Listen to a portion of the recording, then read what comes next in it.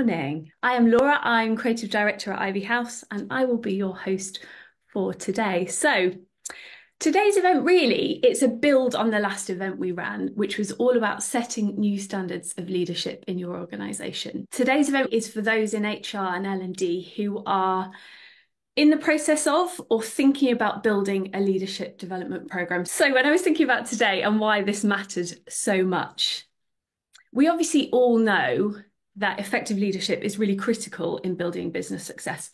We all know that. But this stat really shocked me. 75% of employees will quit their jobs due to poor leadership, not the job itself.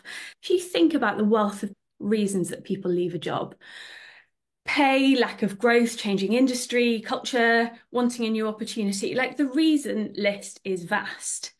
So for 75% of people leaving because of their leader or their boss, that feels huge. And what's really fascinating, I learned this recently, more money is spent on leadership development than any other area of corporate training. That figure is 50 billion a year. And yet less than a quarter of senior leaders consider their programs to be effective. So we have this amazing challenge. Good leadership is really crucial for the success of organisations, but most leaders aren't good enough and most leadership development doesn't work. But the good news is there is hope. So from our experience, there are 5 key elements that go into creating phenomenal programmes. What we're going to talk you through today, this is the approach that we use with our clients. You'll know we love an acronym at Ivy House. So to support you in remembering the 5 elements today, today's acronym is LUCID. And the L of LUCID is laser focus. So Elke, can you tell us what are the key areas that people need to be laser focused on and why do they matter so much? Yeah. So there are 3 things that we need to focus on at the beginning of a program. And this is going to sound obvious, guys, but the first is why you're doing it. So I'm going to give you a key question here. The key question is, what are the strategic priorities, or what is the strategic priority that is driving this leadership development? Why are you doing it? What is this leadership development going to deliver over here? Now, so often, and we talk a lot to clients, there's always this general sense, but have they aligned it to a strategic imperative? And the answer is usually no. So when we don't have that, absolute alignment, we're basically putting ourselves in danger. So we've got to be clear about the impact of doing the work, and we've got to be really clear about the impact of not doing it. So the second thing we need to focus in on then is what you actually need. And the key question I'm going to give you here is, what are the set of performance outcomes you need? Not the skills, not that long list of skills that everyone always comes with, but what's the set of performance outcomes we need if we're going to do this work? What is the shift in performance we're looking at? And this is another horrible question, how are you going to measure it? Now, I'm not going to lie to you. This is not easy. There are a whole host of things we can measure, and we can absolutely show the ROI on a program, but it is not clean. But that does not mean we shouldn't do it. So we have to be really clear what the performance outcomes are and how close we can get to measuring them. And then the third piece of focus before we even begin is, if that's what we're aligned to and why we're doing it, and these are the performance outcomes we're going to need, how are we going to create the shift in behavior that is going to drive that performance outcome? So really focus on those behavioral shifts that are going to get you the most important performance shifts. So in terms of summarising, if you're focused on your what, why, and your how, that's how you drive 2 things. That's how you drive true commitment from the business and delivering the ROI you actually need. Now, let me tell you guys, this is what good looks like when we're starting a program, right? We start at the top of the funnel and we hold ourselves back and we spend some time really nailing why it matters, what the performance shifts, how we're going to create the behavioral change, how we're going to bring it through the business. And we take time nailing it so that when we execute and end up where we want to end up. But this, sadly, is not how most projects are run. So this is what normally happens, right? is we spend hardly any time at the beginning. We know what we want to achieve, and we're just going to get on with it, and it's going to take forever anyway, so we just get started. But the truth is if we do that, we end up going all over the place. We make mistakes, and we often end up over here when we wanted to end up over here. So I personally, I love that visual because it really makes me go, okay, slow down to go fast. Thank you. So the U is for unity. It's an interesting word. What does it mean? So unity means the state of being united, joined, or whole. Phenomenal programs are run by truly effective teams. When we set up a program, we spend time with our clients going, okay, we are now a team. So what is our purpose? Like, what are we trying to achieve? Why are we trying to achieve it? What needs to happen for that to happen? So we get really aligned behind the purpose. And then we spend a decent amount of time talking about how we're going to work together, how we're going to make decisions, how are we going to communicate with each other, how are we going to hold each other to account. And then, obviously what underpins ways of working is the relationship. So how do we build trust within this team? How can we genuinely, as an external supplier, can we genuinely challenge you? And how can you challenge that person who happens to be your boss and is going to make a decision around your promotion? So really spending time on how we build the relationship with a team. And then, of course, the stakeholders. So we need to know who they are, what they want, and how they're going to know it's being delivered.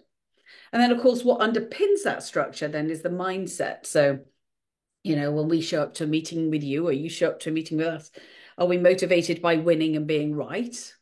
Which most people are often, or are we motivated by learning? So effective teams make agreements. They're super clear. They know how they're going to hold each other accountable.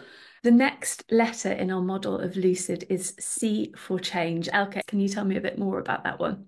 As you know, Laura, the core belief at Ivy House is it's behavioural change that drives organisational change.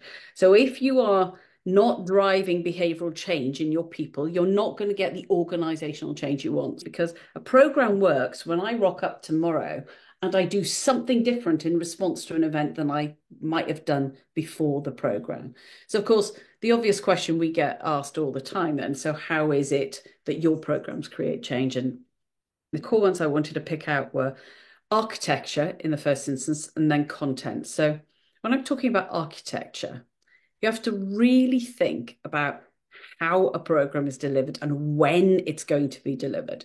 So giving people the time, the space to have the different learning experiences, to take it out into the business, but that they are prompted to make personal change. Then when I go out into the business, I now have to take action. And that action is part of the program. So architecture, the way something is structured, really matters. And I guess the delivery space, the physical and psychological space that you're actually creating, do not underestimate how impactful that can be. Do you have the space for people to breathe, to feel safe? And then, of course, content matters, and specifically in relation to change. Most people don't know how to change. It's not about drive and force. It is about a far deeper understanding of what's driving our behavior. So your content has to go to that. It has to go to how we create change at a deeper level so that it becomes easy. And it also has to go to meeting the needs of me as a leader within this business. So it has to be positional. How do I move from managing a small team to managing a number of teams, or managing a function or a division? And it has to be relevant for today. What does it mean to be in the business world today and leading today? The next point in terms of how you create change is around coaches and facilitators. Now, we have all had rubbish teachers. Like, not all teachers are not born equal. All coaches and facilitators are not born equal. And we are absolutely rigorous at this at Ivy House. We take really experienced facilitators and coaches, and then we put them through a 4-stage recruitment process, and then a 5-stage training program over a year to ensure that they really understand how to create change in the room. Next letter I is integration. I'm curious to know, Elke, what does good look like? So many traditional leadership programs, they do this. So you're leader of self, leader of others, leader of organizations. It's bonkers. It's absolute madness, right? We absolutely need to start with who I am, how I lead, what matters to me. And I think I'll probably talk to that in a moment. We need to start with the leader, but then we need to take that leader and we need to put them in the organization, and everything else they learn needs to be through the lens of what it means to be in this business right now. What are the goals? What are the strategic imperatives? What are we trying to achieve here? What's our ambition? What's our purpose? And does that matter to me? How do I align to that? So when we create a program, we need to take people through that structure. So that's the first thing. And then the second thing is conversations. If we get our training right, it's going to be catalytic. And it's going to make people come up with ideas that they haven't had before, or they haven't had the courage to voice before. But they're also going to have the courage to name the elephants in the room and talk to why the business isn't maybe reaching the performance standards it wants to make. So we set up sessions so that people have a safe space to talk to stakeholders with authority, with power, that can actually make the change that need to happen. I think that brings us to the final bit, doesn't it? So deep or depth, again, a favorite topic of ours. So what I would say is phenomenal programs are life-changing, right? And that matters. So those programs that become legacies in your business, and quite honestly, we all want to deliver that legacy program, don't we? They're life-changing because they're the programs we remember. They're the programs that changes our career, our relationship, our experience with the world. And those are the programs that drive business impact, loyalty, and retention. Now, to get that life-changing piece, okay, that only happens when it means something to us personally. So if we're going to create a program that enables people to change their behavior when they rock up tomorrow, this is going to mean something to me personally, which means you need a team of coaches, facilitators, and the content that can go really deep. And that, of course, brings us back to where we've started. It's only behavioral change that's going to drive organizational change. So you need to go to the level of depth of helping people understand how to create change, why it matters, and then create the support system around them that is going to make that happen. So when we talk about depth, I'm talking about going to the level of root beliefs, the belief system that is actually driving how we behave, as opposed to the surface belief that we think is driving our behavior. Thank you. I'm really conscious we've covered a lot. I've seen a few questions in the chat just asking us to recap what each letter meant. So I just thought I'd do that at the end. So the L was laser focus, focusing on your why, what, and your how. Unity is all about creating your effective team. C is for change, which is, of course, absolutely critical, and making the change matter to individuals so that change is possible for organizations. I is integration. Don't let the program be separate to the business. Make sure that it is fully integrated and people have space to have challenging conversations with people who can be really instrumental in creating change in the organization. And depth. People have to want to change. It has to be a personal journey. And do not underestimate. I always remember when we worked with Aviva and the HRD there came back and she said that people had been emailing the CEO going, "This has changed my life." Like, when we have that level of change, when people's lives change for the better, everything in your organization will change.